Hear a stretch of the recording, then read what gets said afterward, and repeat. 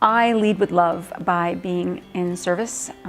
First of all, I'm in service to a higher power, to God, and my commitment to using my voice, speaking my truth, and creating social change from the inside out.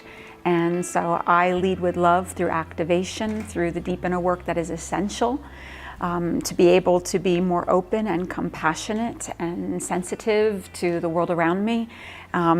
I lead with love by being as authentic as I can be, by being true to myself, and in doing so it allows me to relate to all souls and see, I hope, them for who they truly are, the authentic essence of their own light and love.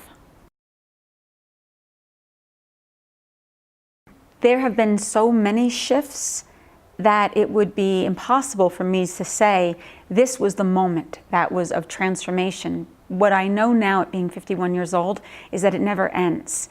There's levels of maturation, levels of awareness that continue to happen, where it's like a doorway opens and the invitation then is to either step in or not. The choice is always mine. So I can look back at when I was young and had like the first moment, the first Kundalini moment, or the first time I met someone whom I thought was an enlightened being. In those moments, it'd be like, that was it. I had peaked.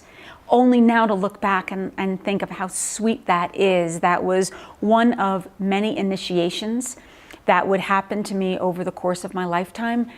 But what I want to be really clear with is it's not done. Now that I am the age that I am, I'm experienced enough and humbled enough by the process of awakening to know that it's an infinite journey and that I've only gotten glimpses into what's possible. That enlightenment is, the knowing that enlightenment or awakening is something that, it's something that we do. Love is who we are. But the thing is, life, trauma, history blocks us from being able to connect with that essence. So we spend the rest of this particular conscious life remembering who we truly are, and it requires experience. So each of those experiences can give us those aha moments where we think, oh, we got it, this is what it is. But it's just one more veil being pulled back. So now, again at 51, I sit back and I'm humored by the experience of being.